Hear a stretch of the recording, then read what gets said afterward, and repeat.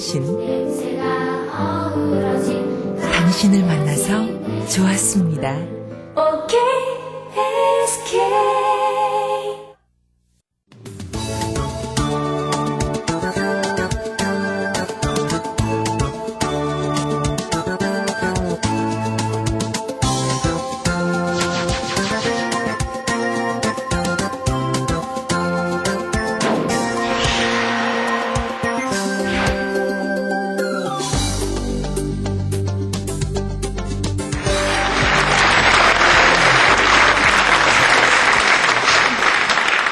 사도행전 1장 8절 다시 한번 우리 성경 안 보고 암송합시다. 시작. 오직 성령이 너희에게 말씀하 너희가 권능을 받고 예루살렘과 온 유다와 사마리아와 땅 끝까지 이르러 내 증인이 되리라 하시니라. 우리 예수 믿는 사람들은 요한복음 3장 16절하고 사도행전 1장 8절은 다 외우는 것 같아요. 어디 가든지 다 잘 암송합니다. 중요하다는 뜻이죠. 요한복음 3장 16절은 구원받는 비결이고요. 사도행전 1장 8절은 구원받은 자의 사명이라 그렇게 보겠어요. 그래서 선교의 총사령관 되시는 예수님께서 선교 명령을 말씀해 주셨습니다. 이 말씀은 예수님께서 땅에 발붙이시고서는 마지막 말씀, 승천하시기 직전 마지막 말씀이기 때문에 최후 유훈이다, 유언이다, 최후 명령이다, 대위임이다 이렇게 표현을 합니다. 그래서 다른 어떤 말씀보다도 예수님께서 마지막 유언으로 우리가 예수님을 주님이라 부른다면 임금주자 주님이시거든요. 그러면 어명이죠. 절대 어명은 절대 복종만이 있을 수 있는 것처럼 오늘 이 말씀 주님이 하사하신 이 말씀 속에서 우리가 새로운 은혜 받기를 바랍니다. 12명의 장정들이 예수님을 따랐을 때는 기대가 컸습니다. 배를 버리고 부친을 버리고 고향 버리고 예수님을 따랐을 때는 대단한 포부가 있었습니다. 그런데 예수님을 따르면서부터 예수님의 제자들의 생활은 험난했다 보겠어요. 자, 먼저 예수님은 지명도가 없었었죠. 그러니까 서기관과 바리새인이라고 하는 기존 권력자 그리고 종교 지도자들에게 하찮은 존재입니다. 뿐만 아니라 우리 예수님의 생활은 별로 안 좋았어요. 주무신 걸 보면은요, 누가복음 21장 낮에는 성전에서 가르치시고 밤에는 감람원이라는 산에 가서 쉬시니라. 요한복음 7장 마지막 부분 보면 각각 집으로 돌아가고 이어서 나오는 8장 1절에 예수는 감람산에 가시다. 무슨 뜻인가요? 예수님의 말씀을 들었던 많은 사람들이 기쁘게 듣다가 저녁이 되니까 집에 가서 밥 먹고 아늑한 집에서 잠잤어요. 그러나 예수님과 12 제자들은 갈 곳이 있어야지요. 그래서 차디찬 냉기가 도는 감람산에 가서서 하룻밤 쭈그려 주무시고 기도하시고 아침에 또 성전에 와서 가르치셨어요. 갈릴리에 있었을 때에는 베드로 장모의 집 가버나움의 집이 숙소였을 거라 그럽니다. 그러나 예루살렘에 와서는 전세 낼 돈, 월세방 구할 돈이 없었어요. 그래서 예수님은 산수였었습니다. 예수님은 노숙자였습니다. 우리 예수님의 귀하신 그 산숙을 기념하기 위해서 오늘 밤 끝난 다음에 숙소 가지 말고 산으로 올라가 볼까요? 하룻밤 견디기 힘들 거예요. 우리 두목 드시는 예수님이 그랬다면 쫄자인 우리들 그리고 교회가 어떠해야 되는가 표본을 찾을 수 있습니다. 그러시다가 예수님이 덜컥 죽으셨어요. 십자가에 돌아갔었을 때 그 실망이 얼마나 컸겠습니까? 그러나 우리 예수님은 하나님의 아들이신 거로 죽음에서 부활하신 줄로 믿으시기를 바랍니다. 그러면 그렇지. 그래서 희망을 걸었죠. 그런데 우리 예수님께서 부활하신 다음에는 제자들과 같이 계시지 않은 것 같아요. 문 딱 닫고 있는데 문도 열지 않으시고 들어오시더니 나 살았다 부하라, 손바닥 부하라, 산에서 어촌에서 모든 곳에서 그러기를 11번. 40일이 되니까 하늘나라로 가신대요. 그러니 제자들이 얼마나 실망이 컸겠습니까? 그래서 승천하시는 감람산에서 오늘 밤 말씀이 든 것 같아요. 6절 보면 이스라엘 나라를 회복하심이 이때입니까? 제자들이 물었어요. 우리 잘 아시는 대로 이스라엘 나라의 풍국 역사 보면 북쪽 이스라엘 나라는 주전 721년 아수르에 망했고 남쪽 요단은 586년 바벨론에 망했죠.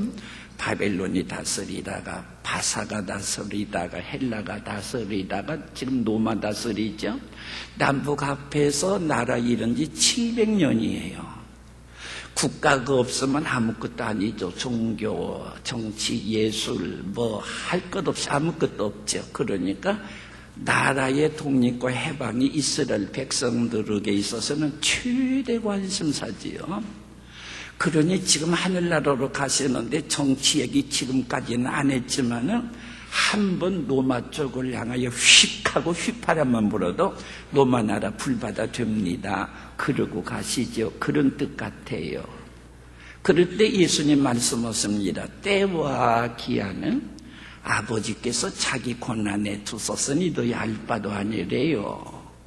우리 관심사와 예수님의 관심사가 다릅니다. 우리들의 최우선 과제 있죠. 혹시 여기서 예배당 건축하시는 목사님들 계시면 금식기도 그것 때문에 오신 줄 알아요. 그리고 금년에 우리 모든 사업 다 그만두고 예배당 건축에 최선을 다하자 그럴 수 있어요. 우선순위 1번일 수도 있어요. 혹은 어떤 사람들은 자기 아들 취직 이것이 새벽기도 올 때마다 우선순위 1번일 수도 있어요. 혹시 여기 노처녀가 계시다면 작년 12월 달 달력 찢었을 때 가슴도 찢어졌을 거예요. 금년에 한 해 잡자. 그 엄마하고서 우선순위 1번일 수도 있어요. 그런데 우리 예수님은 우선순위 1번은 복음 전도, 복음 선교이어요. 왜 그러냐면 사람들은 전쟁하는 땅 뺏기 전쟁하는 왕들이 사람들을 막 청년 전쟁 일으켜놓고 죽이면서도 조국을 위하여, 후손을 위하여, 국토를 위하여 그렇게 덮어 씌웠어요. 우리는 아무것도 아니고 나라는 크고 그런 생각을 넣어준 거거든요. 근데 우리 예수님의 생각은 아니지요. 지극히 적은 자의 생명을 한 나라보다도 온 우주보다도 더 크게 보셨죠. 그러니까 이스라엘 나라 만세, 독립 만세를 1000번, 10,000번 불렀어도 이스라엘 나라보다도 더 큰, 천하보다 더 큰 한 사람의 생명이 불과 유황으로 불타는 지옥으로 떨어지면 안 되거든요. 그래서 우리 예수님의 관심사는 생명구원이기 때문에 생명구원의 수단인 복음 전도, 복음 선교가 예수님의 우선순위임을 오늘 다 같이 성경 말씀을 통해서 그대로 믿으시기를 바랍니다. 그러면 어디 가서 선교를 해야 되겠나? 아주 예수님께서는 4군데를 확정해 주셨습니다. 첫째는 예루살렘. 예루살렘은 중심 도시니까 저로 말하자면 전주와 전라북도라 보겠어요. 서울 사시는 분은 서울이 예루살렘이겠지요. 그다음에 온유다. 온유다는 온유다 이스라엘이니까 우리로 말하자면 대한민국 그렇게 보겠어요. 그다음에 사마리아는 북쪽 이스라엘 나라 수도가 사마리아인데 아수르가 이스라엘 나라를 멸망시킨 다음에 사마리아에다가 아수르 사람, 세계 사람 다 데리다가 살게 해서 피 섞어버렸어요. 남쪽 유다 사람들이 너희들은 순수한 아브람 자손 아니다. 이방인처럼 개처럼 하찮게 여긴 사상에 비추어서 소유된 백성들을 위한 선교, 요새 말하려면 복지 분야의 선교, 특수 선교라 그렇게 보겠어요. 그 다음에 땅뜻은 글자 그대로 온 세계죠. 땅뜻이니까.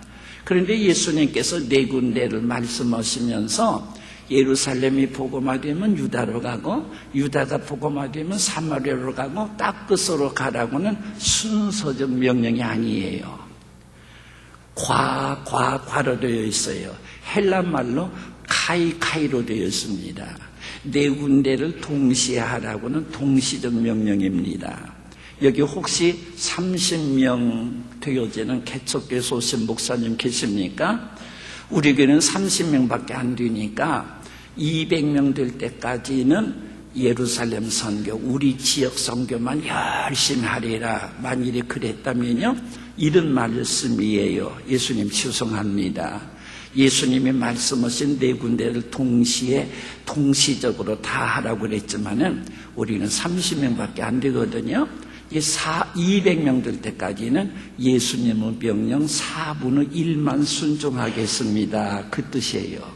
다시 바꿔 말하자면 예수님 죄송합니다. 예수님 말씀 다 순종해야 되지만은 아시잖아요. 우리 교회는 돈도 없고 30명밖에 안 되니까 예수님의 명령 4분의 3은 거역하겠습니다. 그 뜻이에요. 왜냐하면 돈으로 선교하는 줄 알기 때문이에요. 자, 우리는 오늘 저녁에요, 예수님의 말씀이 어명이고 우리 주님의 말씀이라면요, 4분의 4 다 순종하는 것이 하나님의 뜻인 줄 알고 예수님이 정해주신 선교의 내구역 한번 실천해보자 결심할 수 있는 시간 되시기를 바랍니다. 그러면 어떻게 선교할 건가? 어떻게? 자, 예수님이 땅끝이라 그랬다면 사도 바울이 서바나로 보내주기를 바란다. 스페인이 그때 당시 땅끝으로 생각한 것 같아요. 그래서 서바나 선교를 막 그리워했거든요. 그러면 이스라엘 나라에서 서바나 스페인까지 지중해 세계에 긴 지중해가 있어요. 거기 뱃삭이 굉장합니다. 저 같으면 그러겠어요. 뱃삭은 염려지 말거라. 얼마 전에 나사렛 부자가 내 제자 되었단다. 내가 뱃삭 한번 부탁을 해보면 한다든가, 여전도 회장 막달라 마리아가 준비할 거다 한다든가, 그렇게 해야 돼요. 우리 예수님은 무대포입니다. 예수님께서는 계획이 없어요. 가라해놓고는 올라가 버렸었어요. 그래놓고는 한 가지만 말씀하셨어요. 오직 한 가지. 자, 우리 예수님은 참 조직을 싫어하시는 것 같아요. 예수님께서 전도하시는데 12명, 70명, 5,000명, 수만 명 떼죠. 3년 동안 다녔는데 조직체가 없어요. 대한예수교 장로회라든가 심지어 장미클럽도 안 만들었어요. 우리 예수님 아무런 조직이 없었어요. 그래서 예수 믿는 사람을 향하여서 제각기 불렀답니다. 갈릴리파 사람들이라 신흥종교 사람이라고, 혹시는 식인종이라고 불렀대요. 예수 믿는 사람들 예배 드리는 거 보니까 내 몸이니 갖다 먹어라, 피니 갖다 먹어라 그랬단 말이에요. 식인종이라고도 그랬대요. 그러다가 훨씬 후에 생긴 수리 안디옥 교회에서 비로소 그리스도인이라 일컬음을 받게 되었더라. 딱 끝까지 가라고 그러시면서 조직을 나눴었어요. 그런데 한 가지만 말씀하셨어요. 한 가지만. 따라하십시다. 오직 성령. 크게 하십시다. 오직 성령. 오직 성령. 오직 성령 임하시면 뭘 받아요? 권능. 그러면 네 군데 가서 무엇을 해요? 증인이 돼요.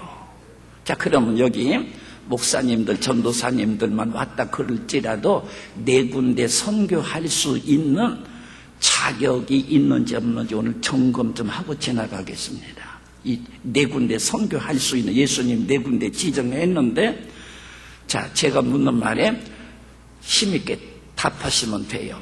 나는 주인인데 예수님이 내 죄를 위해서 십자가에 죽으셨고 그 예수를 내가 믿음으로 내가 구원받았다 믿으시면 아멘 합시다. 아, 대단들 하시네요. 그래서 내가 예수 믿고 구원받았기 때문에 약속대로 성령님을 주셔서 내 안에 성령님이 계시다 믿으시면 아멘 합시다. 그러면 증인이 되어요. 보세요. 성령님 하시면 뭘 받아요? 골릉, 성령이 인형 아니에요. 골릉 불덩어리예요. 그래서 네 군데 가가지고서 증인이 되어야 한다가 아니에요. 되리라 그렇게 되어 있어요. 자, 오늘 밤 저녁 밥 잡수셨죠? 밥 먹고 나가서 나는 저녁밥 먹었으니 배가 불리한다.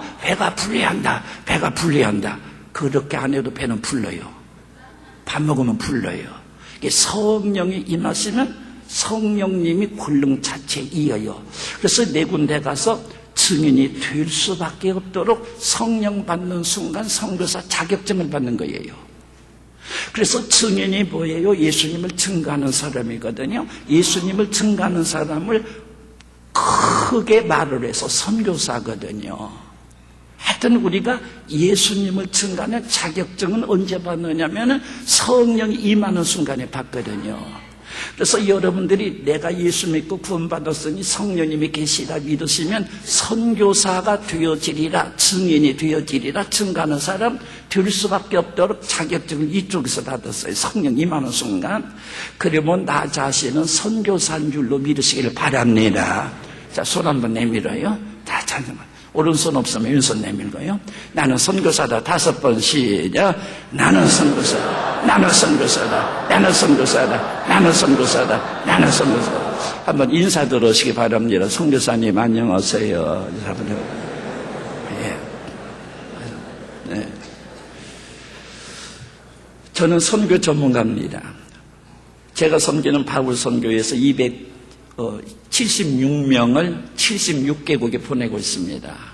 선교 전문가가 해석하는 사도행전 1장 8절은 이렇게 나옵니다. 근데 마귀가 우리를 속였어요. 모든 성도들 다 속였어요. 너희들이 무슨 선교사냐. 선교사 올 때 밥비는 함께 해주고 돈이나 해주고 교회에서 성교회만 보내고 너희들은 항상 죄송스러운 마음으로 주여 죄송하나이다 하고서 그렇게 살아라 해버린 거예요. 우리 그리스도인이나 교성직자는 할 것 없이 성령이 마시니 말이에요. 그때 성령 불덩어리 받은 거거든요. 그러니까 30명 되었어도 성령은 네 군데 일할 수 있는 성령이거든요. 네 군데 사역할 수 있는 성령이에요. 성령님께서는 예수님이 말씀하시는 네 군데, 이게 여기 발붙이고 있는 여기서부터 온 세계까지 다 포함을 한 선교 지역이에요. 그래서 오늘 다시 한번요, 내게 성령님이 계시니까 나는 네 군데 선교할 수 있다. 그렇게 믿고 나가시기를 바랍니다. 제가 금년에 목회를 시원찮게 했습니다만 45년째 해요. 그리고 제가 전주 안디옥교를 만 22년 전에 개척을 했어요. 제가 전주 안디옥교를 개척을 하면서 사도행전 1장 8절 가지고 했어요. 그리고 사도행전 1장 8절 네 군데 선교를 구분해서 지금도 하고 있어요. 그러니까 처음에 개척했을 때 멤버 몇 명 안 되었죠. 그래도 되어지더라고요. 그러니까 오늘 우리들이 교인이 맞은 다음에 그러지 마시고 현재 주의 명령 받는 순간, 그래서 예루살렘 선교는 내가 전주 안디옥교 목사니까 전주 안디옥교를 부흥시키고 안디옥교를 아름답게 하리라 물론이겠어요. 그러나 전주와 전라북도를 내가 가슴속에 품었어요. 그래서 개척 첫날 표를 쓰면서 사도행전 1장 18절 표를 22년 동안 한 번도 안 바꾸고 예루살렘하고 가로고 전주 전라북도 온 유다 대한민국 그리고 사마리아 북한과 특수지역 땅끝 아시아와 세계, 그렇게 첫날부터 표 안에 가로까지 쳐가면서 했어요. 5년 전부터는 우리 교회가 기도만 하고 있다가 구체적으로 전주와 전라북도를 위해서 기도하기를 시작하는데 땅받기 기도를 시작을 했어요. 전주시가 60만 인구거든요. 그래서 우리 교인들이 전주시를 전부 구분해가지고 김아무개는 아파트 1동에서 5동, 이 아무개는 이 골목에서 저 골목까지 전부 전주시를 구분했어요. 그래서 늘 돌면서 기도하고 8월 달에는 시험성 대행진이라고 해가지고 우리 교회가 8월 달에 제일로 믿음이 느슨해지거든요. 이제 그때 믿음을 좀 주기 위해서 특별 신앙 새벽기도 하루에 3번씩 하고 전주 시내 모든 땅밖에 조사한 것을 가지고 기도를 해요. 한 번은 차 타고 가는데 중학교 선생님이 목사님 제가 맡은 구역이 왜 그래요? 이 구역이 좀 넓은데요. 저쪽에 조그마한 절 하나 있고요. 무당집이 2개 있고요. 술집은 몇 개고요. 교회 붙은 집은 몇이고요. 전부 일러줘요. 그래서 자기가 맡은 그 지역을 주님께 바친다. 그렇게 하는 가운데 매년 우리가 지금 벌써 조사 들어갔어요. 해마다 전주시 우리가 정확한 종교조사를 하지요. 그리고 8월 달에 그렇게 해요. 그러다가 우리 교회만 하면 뭐 되겠나? 좀 교회가 연합을 해서 하자 그래가지고 많은 교회가 참석한 건 아니지만 뜻 있는 교회 2교파별로 선교 전주라 그렇게 이름 붙여서 월요일 밤마다 지금 4년째 중부 기도를 해요. 그래서 4년째 중부 기도를 하면서 어느 교회 가서 이 선교 전주는 아주 고정했어요. 전주와 전라북도를 위한 중부기도 팀이라고. 물론 나라와 세계와 선교를 위해서 하지만은 청주에 있는 사람이 전주 와서 전도할 일이 없다. 우리가 우리 동네 예수님 오시게 될 때 소돔과 고모라처럼 되어지면 안 되겠지. 그런 차원에서 집중적으로 우리 고장 전주와 전라북도 그렇게 기도하고 중부 기도하고 기도가 끝나면 전략적인 지점에 땅 돌면서 봉거차다가 돌면서 영적 전쟁을 해요. 전주도 러브 호텔이 아주 많은 데 있어요. 집창촌이 있어요. 무당골목이 있어요. 그 다음에 환락촌이 있어요. 하나님이 더러운 업소들이 다 없어지게 하시고 건전한 업소로 바꿔지게 하여 주시고 그래서 전라북도에 200만, 전주에 60만, 전라북도에 3,000교회, 전주에 800교회가 부흥이 되어지고 그리고 부정부패 없어지고 직장마다 직장 선교가 조직이 되어지고 여러 가지 이단어 세력이 척결되어지도록 그렇게 기도 월요일 밤마다 하고 있어요. 그러니까 올 우리들이 목표의 방향을 예수님 신학으로 잡으면 신학은 자꾸 시대에 따라서 다르지 않아요. 그냥 성경을 기초로 하면 예수님이 말씀하신 것이니까 완벽하고 그러지요. 그래서 중부 기도하는 가운데 전주의 죄악을 놓고 같이 울면서 우리의 소원을 놓고 같이 하면서 물론 국가와 세계를 위해서도 기도합니다마는 그렇게 하고 있어요. 아마 이 기도를 전주를 기도띠로 묶자, 여러분이 살고 있는 울산을 기도띠로 묶자 하게 되어졌을 때에 아마 하나님의 역사는 클 거거든요. 우리 하나님께서 모든 도시마다 요새 도시구원이라고는 새로운 단어가 생겨납니다. 그리고 선교단체에서 시작된 것이지만 땅받기 기도, 중부기도와 영적 전쟁 이게 자꾸 개발되어지거든요. 그런 차원에서 마귀진지를 물리치는 마귀진지를 파괴해야 영적 세력이 무너지거든요. 이런 차원에서 우리 도시마다 곳곳마다 이 중보기도와 영적 전쟁을 많이 할 수 있는 축복이 있으시기를 바랍니다. 두 번째는 온유다 선교, 우리나라 선교죠. 우리나라가 복받으려면 예수 믿는 사람이 많아야 된다. 예수 믿는 사람이 많아야 되려면 교회가 많아야 된다. 그 생각이 들었어요. 자, 우리 여기 계신 우리 목회자들이 가끔 그런 말 하는데 교회들이 너무나 많다 그러는데요.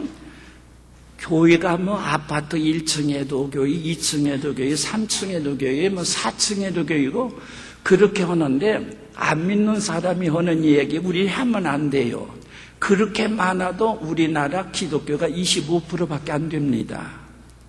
50%가 되려면요 1층에 2개, 2층에도 2개, 3층에도 2개, 4층에도 2개, 5층에도 2개예요.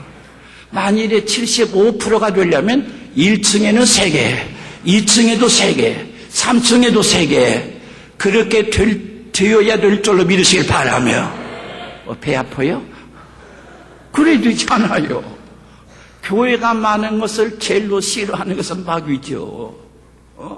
이렇게 다닥다닥 많은데도 불구하고 25%밖에 안 된다니까요. 더 많으려면 더 교회 세워야지요. 그래서 한국에 교회가 없는 데가 어딘가 봤더니 섬이에요. 그래서 한 10년 동안에는 섬에다만 했어요. 그러다가 섬도 찼어요. 섬 출신들이 서울에서 돈 벌어가지고 자기 고향 교회만 세운다 해가지고 지금은 웬만큼 하면은 교회 싸움 나요. 그래서 중단하고 군인교회라든지 아직도 농촌에 교회가 없는데 찾아가지고 그래서 1년에 하나씩 국내 교회를 개척하는 일을 지속적으로 하고 있어요. 그래서 어쨌든 간에 우리나라가 복 받으려면 마귀 섬기면 죽어요. 귀 섬기면 죽거든요. 하나님의 성령이 임하셔야 되거든요. 그래서 나는 아직도 한국에 개척교회가 요새 안 된다 어쩐다 그렇지만은요, 그 누구 얘기입니까? 예수님 얘기 아니거든요. 또 하나님은 또 제게 이 교회를 개척하는데 좀 경험을 골고루 시켰어요. 처음에 제가 시골에 있을 때는 4km 있는 곳에 4km 있는 구역 3군데에다가 예배당을 세워서 완전히 독립교회로 했어요. 그래서 우리 교인들 구역을 찢어가지고 교회를 세우는 일을 했어요. 처음에 그 동네 사람끼리 앉거든요. 동네 사람끼리 앉아서 그 사람이 몽땅 나오면 자리가 비어요. 그런데 이상스럽게 세포분열이라고요. 2달 만에 차요. 저 그때 신병 경험이 있습니다. 그렇게 해서 또 교회 세우고 3군데를 한 5년 동안에 3군데를 했어요. 4km 있는 곳에요. 뭐 예배당도 잘 짓고 사택까지 다 짓고 교육자 다 전 모시고 그렇게 했어요.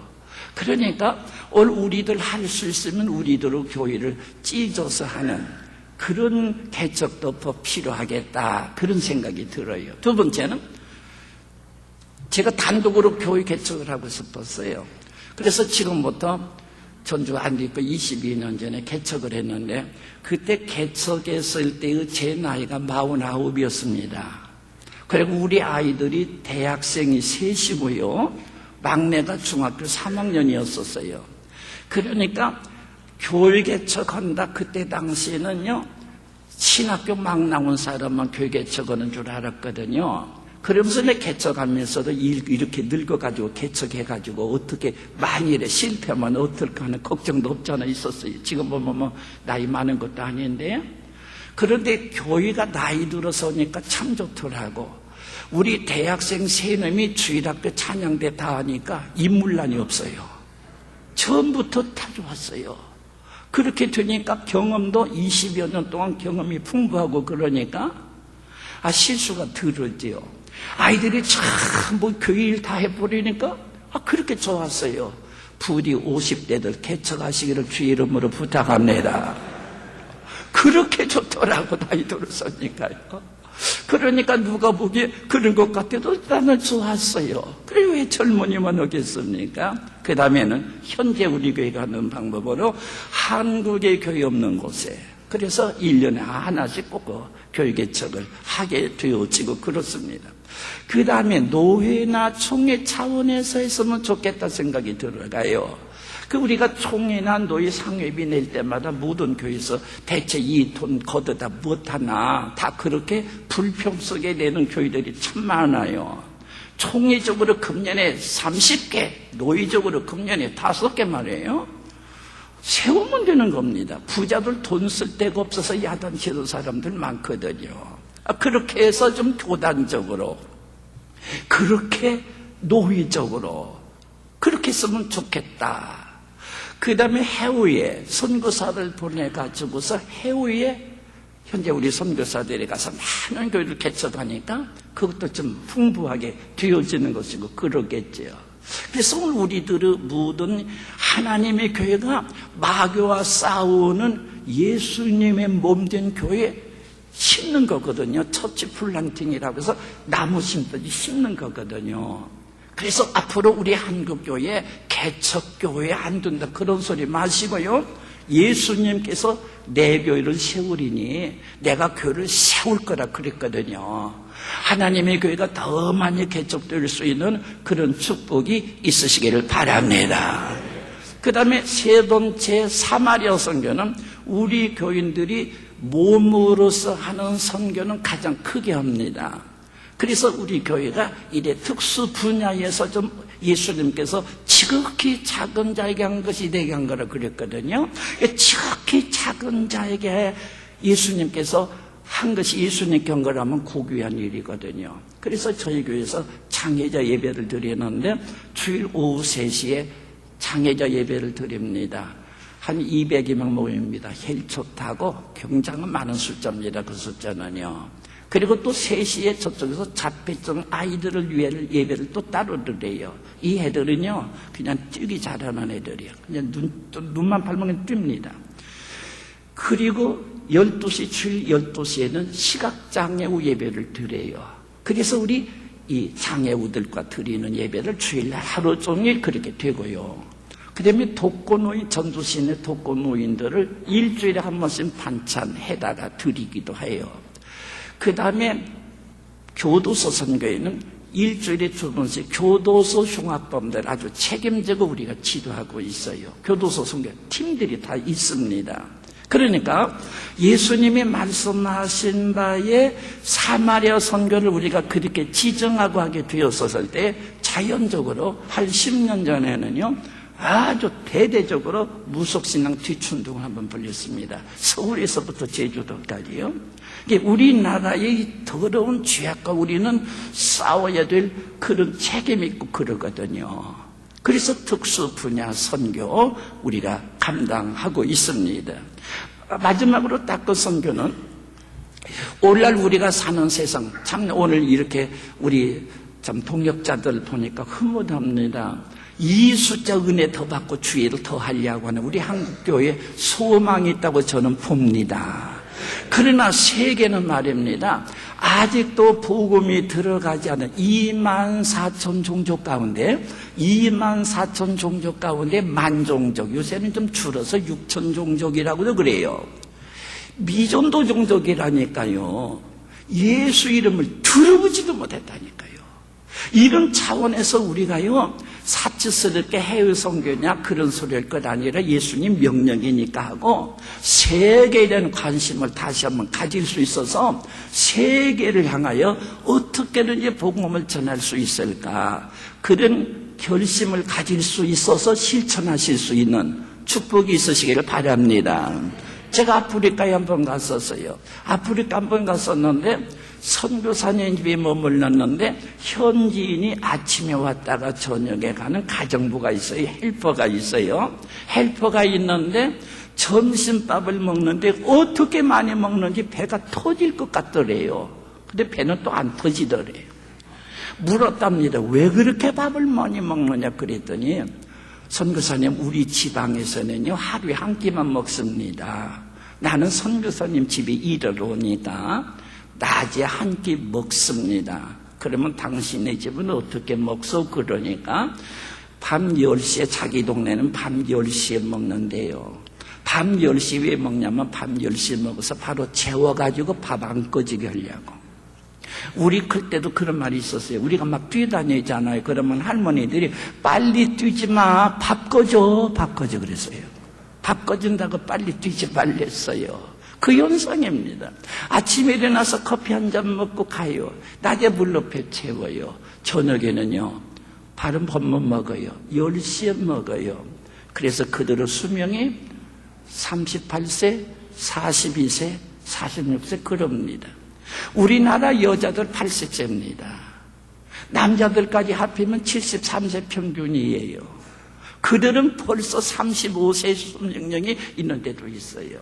어떤 나라에 있어서는 아버지가 유산 줄 것 없다 이리 오너라고서는 아들을 데려다가 팔을 비틀었어요. 기계로 비틀어 버렸어요. 팔병신 만들어서 이 병신이니까 먹고 거지가 위해서 살 수 있을 거라고서 유산으로 병신 만들어 내보낸 거예요. 우리가 비참한 나라, 아프리카는 51%가 절대 빈곤입니다. 절대 빈곤이란 말은요, 하루에 한 끼만 먹는다는 뜻이에요. 우리가 사는 세상 말입니다. 하나님이 오늘 우리들에게 한국교회에 많은 것을 주셨는데 이 세계에 나눠주고 많은 복음을 전할 수 있는 그런 선교하는 교회로 우리 하나님 앞에 영광이 될 수 있기를 바랍니다.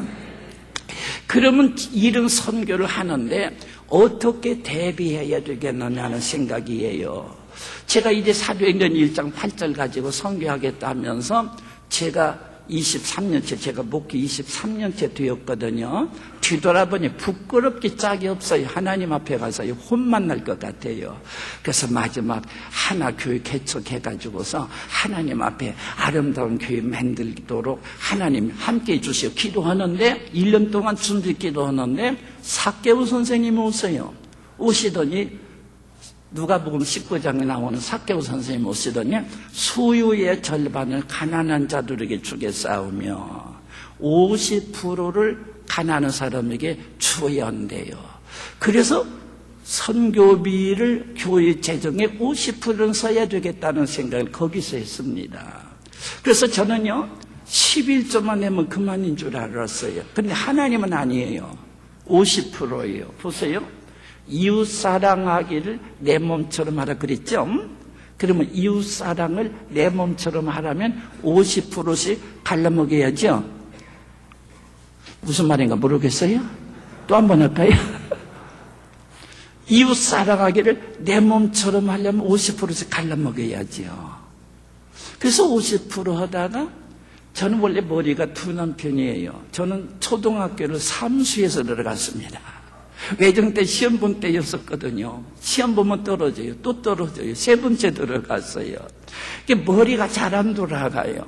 50% 100에 100을 헌금 남고 100에 100을 다 쓰다가 50%로 성교와 부제비로 쓴다. 머리가 안 돌아가니까 모르니까 감이 안 잡히니까 어차피 그럴 바에는 우리 예수님께 좀 비중 더 드려야지 하고 60% 해버렸어요. 그래서 우리 교회 모든 문서에 60%를 성교비를 쓴다고는 그런 단어가 생겼어요. 그러다가 기도하는데 하나님께서 또 제게 무슨 생각을 일으키냐면요 11조는 주님의 것이라는 생각이요. 여러분 많이 들었죠? 11조는 주님의 것이라는 말 들었죠? 그러면 주님의 것이면 주님께 바치고 싶어요. 이 11조는 성경에 예수님께서 마태복음 23장 23절에 확인한 거거든요. 이것도 지키고 저것도 버리지 말아야 된다. 이것이란 말은 의와인과 시인이고 저것은 11조거든요. 그래서 부흥사들이 집회 오면은 11조 안 내는 사람 막 내라고 강조하고 11조 안 내면 도둑질하는 거라 말라기 3장 말씀을 가지고 그러잖아요. 그래서 도둑질하면 안 된다고 남자가 도둑질하면 도둑놈이고 여자가 도둑질하면 잊어버렸네요. 하여튼 그렇게 하지 않아요. 그렇게 해서 막 11조 막 그러잖아요. 그래서 그것이 베껴가지고서 11조가 우리 예수님 것이면 예수님께 다 드리고 싶어서 개척 첫날에 선포해버렸어요. 우리 교회는 이제 선교하는 교회인데 그런데 재정의 60%를 선교비로 씁니다. 그리고 11조 나오는 건 다 씁니다 했어요. 11조가 몇 프로인지 모르니까 그렇게 했어요. 그러다가 몇 년 지나다 보니 정리가 돼요. 그래서 우리 교회에서 쓰는 이 선교비는 세 종류예요. 11조 전액이고요. 남전도 여전도 뭐 학생회 그런 데 기관에서 나오는 이 선교비 그다음에 개인적으로 개인 헌금으로 나오는 선교비 합해서 이게 선교비이에요. 그래서 이 세 가지 합하니까 처음부터 지금까지 70%가 돼요. 그래서 우리 교회 재정의 70%는 선교비로 쓰어지는 것이 하나의 전례가 되어지고 그렇게 되어 있어요. 그러면 이렇게 써지면 남을 퍼주면 보세요. 투자를 많이 해야 생산이 되거든요. 그럼 남을 다 퍼주면 우리 교회는 어떻게 운영하나 그것이 첫째 걱정이에요.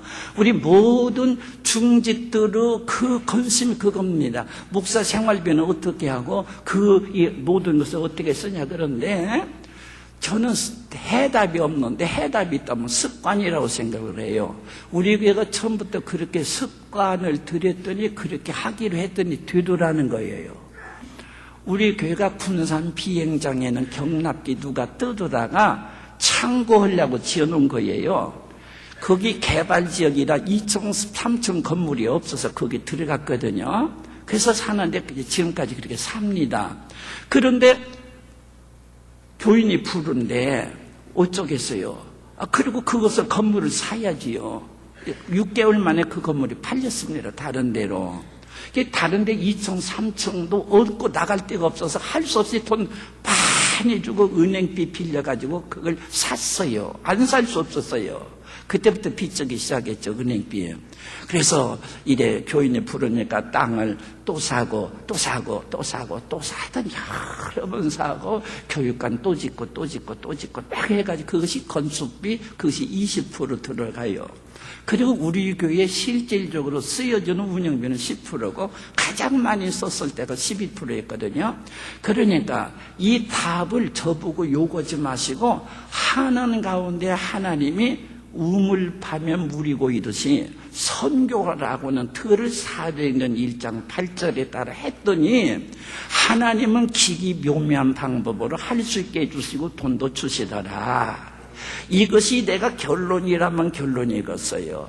그런 가운데 하다가 보니까 자연적으로 돈이 없으니까 개혁이 돼요. 돈이 없으니까 전략이 돼요. 그래서 첫째, 모든 기관을 전혀 지원을 안 했어요. 중도부든지 고등부든지 유치부까지 지원을 안 했어요. 그래서 예배 드릴 때 나오는 헌금만 가지고 하라 그랬어요. 유치부도 15명이면은요, 1,000원씩 내면 한 달 넉 주 이러면 6만 원이거든요. 그게 되어지더라고요. 그렇게 해서 지금까지 왔습니다. 우리 옛날에 보면 저도 그랬었어요. 그래서 7월달, 12월달이 교회 제일 돈 많이 나가잖아요. 그러면 7월달 수련회 갔다 와서 모자란다고 재청원하고, 그래서 당에서는 준다 안 준다 실거리가 벌어지고 그러거든요. 그런 일이 없어요. 아주 우리 1년 예산 안 세워버려요. 그렇게 해가지고 하니까 마치 헌금 낸 것을 노동판에서 번 돈같이 아꼈어요. 그렇게 하다 보니까 우리 예를 들려면은요, 12월 달에 우리 크리스마스 때 엄청난 행사죠. 저는 크리스마스 때 상 많이 탔어요. 장로 아들이라요, 헌금 잘하니까 헌금상 타고, 한 번도 안 빠지니까 또 개근상 타고, 우리 어머니가 나를 어떻게 극성 맞았던지 6살 때부터 작년 예배 참석시켰어요. 그래서 밤이나 낮이나 빠진 적이 없어요. 그래서 성경 대답은 나 혼자 다 해버려요. 성경에 중독들인 사람이에요. 그러니까 모범상 또 사지요. 그런데 안 믿는 집에서 나온 애들 아빠 몰래 나오려고 개금으로 나오죠. 개금으로 나오다 들키면 몽둥이에 두들겨 맞아요. 그러면은 주일날 한 달에 몇 번 빠져요. 개근상 못하죠. 헌금 없어요. 헌금상 못하지요. 늦게 오니까 불량학생, 모범생 못하지요. 일반적으로 주는 나쁜 연필 하나 가지고 주의진 사랑받지 가고, 목사 아들딸, 장로 아들딸, 집사 아들딸들은 흥분해서 좋아서 가고, 이 모습을 보았을 때, 위에서 보신 하나님 보았을 때 얼마나 진노하셨을까요? 나를 위해서 핍박받는 자를 교회도 받게 할 건가 말이에요. 나는 죄를 많이 졌어요. 우린 처음부터 상을 안 줬어요. 구역에서 떡 해온 걸 가지고 어른끼리 나눠 먹고, 그 다음에 애들도 나눠 주었어요. 그거 끝나요, 지금까지요. 그러니까 애들은 그래서 어른들이 문제죠. 아, 교회는 그런가 보다. 한 번만 그러면 그런가 본다 하고 그러고 말해버려요. 애들은 그러고 말아버려요. 아무렇지도 않아요. 이런 차원에서 애들이 낸 헌금 가지고 선교를 많이 합니다. 애들이 낸 헌금 가지고 없거든요. 습관이라니까요. 아, 참, 하나님 앞에 주께 드리네, 사랑하는 주님 앞에 모두 드리나니까 우리 헌금을 하나님께 드리는 건데 그렇게 찬송 않는 것 같아요. 우리 교회 드리네. 그러니까 우리 교회가 다 써야 되네. 이런 것 같아요. 우리가 냈으니 우리가 먹어요? 하나님 재산이거든요. 그런 차원에서 하나님께서 하나님께 바친 하나님 재산을 하나님 어떻게 써야 되는가를 보게 될 때, 그러면 목사님, 기름을 쳐야 기계가 돌아가는데 교인들 먹기도 해주고, 좀 그런 친교도 있어야 돌아가지. 어떻게 빡빡해가지고 그럽니까? 그러는데, 사도행전을 교회 보세요. 기쁨과 감격, 찬송했는데 성령의 기름만 흐르면 문제없이 하나님에게 코이노냐는 들줄로 미루시기를 바랍니다. 그래서 저희 교회는 제가 좀 가혹할런지는 모르지만은 찬양대나 주일학교 교사들 여름 성경학교 끝난 다음에 수박 한 덩어리 교회 사주면서 물가로 놀러 가서 좀 쉬어라 한 적이 없어요. 하나님의 재산 궁극지르지 말자고 하는 것에 대하여서 우리 장로님들 당회 모일 때도 10,000원어치 과자 사 먹은 일이 아직까지 없어요. 장로님들이 교육돈 가지고 식사 한번 해본 적은 없어요. 다 개인이 내서 올라먹고 그래요. 그렇게 하니까 우리가 10% 가지고 유지하는 거거든요. 그리고 그것이 하나님 나라 사역을 확대시키는데 좋은 열매가 되고 그러거든요. 자, 그러다 보니까 자꾸 전략이 재미가 있어요. 그러니까 자꾸만 아이디어 개선하는데, 저는 성경 암송대회를 좀 많이 했었습니다. 요새는 돈 못 얻는데, 안디옥 교회를 개척한 다음에 성경 암송대회 해놓고는, 보니까 믿음상, 소망상, 사랑상이 해야 되죠. 대유니까 상도 준비 안 했네. 그래서 내 강대상 옆에 서재 아직 안 본 책들 갖다가 몇 권 주고 말아버렸어요. 그리고는 그다음부터 이름을 고쳤죠. 성경 암송 대유를 성경 암송 예배로. 예배니까 상한주도 되잖아요. 오늘 우리 하나님께서 우리에게 주신 큰 사명을 위해서 불편을 감수할 수 있어서, 그래서 우리 주님께 영광을 돌린다면 얼마나 좋겠나, 그런 생각을 하면서 우리 하나님께서 주시는, 참 언젠가는 그렇습니다. 저도 이제 은퇴가 되었습니다. 그런데 우리 하나님 앞에 가면 저는 부끄러워서 큰일 났다는 생각이 들고요. 나는 지금도 우리 교인들 앞에서 부끄러운 고백을 해요. 나는 가짜 목사입니다 하는 말을 해요. 예를 들면 우리 신방, 예수병원에 신방 갑니다. 가는데 내 딸이 병원에 있다면 막 죽은 걸 할 텐데, 김 집사, 목사가 안 갔다 왔다 그러면 다 될 것 같아서 갔다 왔다는 소리 듣고 해서 나는 신방을 그렇게 해서 갔어요. 하나님 앞에 대해서 나는 이제 휴게기도 많이 해야 될 것 같아요. 주성스러운 건 너무나 많아요. 그리고 우리 예수님께서 이웃 사랑하길 내 몸처럼 하라고 그랬는데, 이 사랑이 없어요. 그냥 선교 좋다 하고서 하다 보니 그랬어요. 이것도 내가 회개하고 가야 될 거예요. 언젠가나 우리 예수님은 면전에서 해야 될 터인데, 원래 죽어가는 사람들이 너무나도 많은데요. 얼마나 많은 사람들이 죽어가는데, 제가 4년 전에 아프가니스탄에 갔었어요. 아프가니스탄에 갔는데 손님이 왔다가 탈레반 정권 있을 때예요. 탈레반이 갔는데 앞에 노인이 있는데 어떻게 쭈글쭈글쭈글하고 그러는지요. 85세 정도 되는 것 같아요. 그래서 제가, 나는 젊으니까 그냥 반찬 갖다 주고 그랬어요. 그래서 나중에 우리 사위 보고 물었어요. 우리 사위가 지금 8년째 아프가니스탄에 선교사로 가 있습니다. 저 노인 몇 살이요? 그랬더니요. 몇 살이요? 그랬더니 55살이래. 나보다도 12살 밑에 동생이더라고요. 여러분들, 그래서 물었어요. 평균 연령이 몇 살이야? 그랬더니 45살이래. 거기에는 교회가 하나도 없습니다. 2,400만 인구 가운데 이제 미군들 들어와서 연합교회 한두 개 생겼을 뿐입니다. 많이 교인들 잡아봐야 1,000명 미만이라 그래요. 우리는 목사가 나무 돌아갑니다. 모태신앙은 일생 동안 2만 번 예배 드립니다. 그러나 아직도 예수 이름 한 번도 들어보지 못한 사람들이 20억이 됩니다. 우리는 여기가 조사원이 할 겨를이 없어요. 우리 예수님을 끌고 내려갔어요. 산 밑에 내려갔어요. 우리 예수님이 지구, 을을 놓고, 둥근 지구를 놓고 엉엉 우시는 것 같아요. 하나님의 구원 관심사, 세계 구원받기를 원하시는데, 세계가 전부 하나님 앞에 구원받아서 하나님의 생명의 자리로 들어가기를 원하시는데, 우리 사랑하는 동역자들이시여, 며칠 후면 예수님 만납니다. 며칠 후면 우리 예수님 면전했습니다. 우리 예수님, 내 구주 예수님, 나를 위해서 십자가에 죽으신 그 예수님의 절대적 명령 말씀, 사도행전 1장 말씀을 특별히 붙잡고 선을 행하고 하나님의 영광을 가지고 살다가, 그래서 우리 하나님 앞에 가게 되어지는 날 영광의 보좌에 넉넉히 설 수 있는 하나님의 종들 되시기를 바랍니다. 마지막으로 말씀을 드립니다. 하나님께서 여러분을 책임져 주심을 믿으시기를 바랍니다. 나도 그래요. 나도 지금도 그럽니다. 어느 때는 설교를 하는데요, 죽 쓰는 때가 많아요. 지금도 죽 씁니다. 죽도 개죽 쓰는 때가 많아요. 주여, 그런 때가 많아요. 하나님이 나한테 것이는 생각도 들어요. 그런 나를 여기까지 인도해 주신 하나님, 여기까지 인도해 주신 하나님, 하나님이 함께 주신다고는 약속 꼭 붙잡고, 나는 또 하나 선교하는 가운데 은혜 받은 것이 있어요. 선교하는 교회, 우리 그 22년 동안 한 번도 분란이 없었거든요. 평안을 주시는 구약을 느꼈어요. 선교하는 교회 선물로 평안을 주시는구나.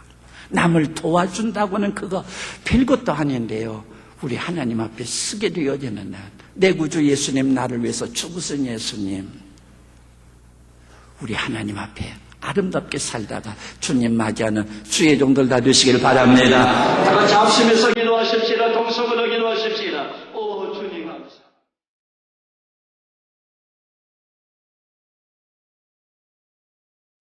나는 선교사다. 나는 선교사다. 나는 선교사다. 나는 첫째는 무슨 선교사? 어르신. 두 번째는요, 세 번째는 기도선교. 네 번째는 일치. 다섯 번째 직장선교. 여섯 번째 가족선교사. 여섯 번째 문화선교. 열 번째 길거리 선교.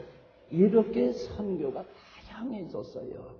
사람을 소중히 여기는 건강기업 인성내추럴. 인성내추럴이 함께합니다. 정직과 성실한 믿음의 기업 동구제약. 동구제약이 함께합니다.